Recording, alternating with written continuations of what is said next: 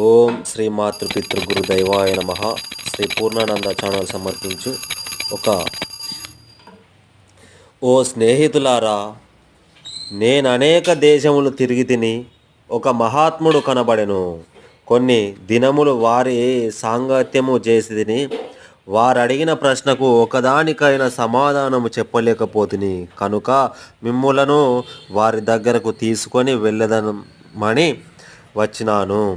హితులు ఓయి అలాగే వెళ్ళదాము గాని అయినా నీకు చెప్పిన ముచ్చటలు ఏమీ నీవు ఆయన అడిగిన ముచ్చటల ఏమి నీవు ఒకటిగాకపోయినా ఒకటి అయినా అడగలేదా?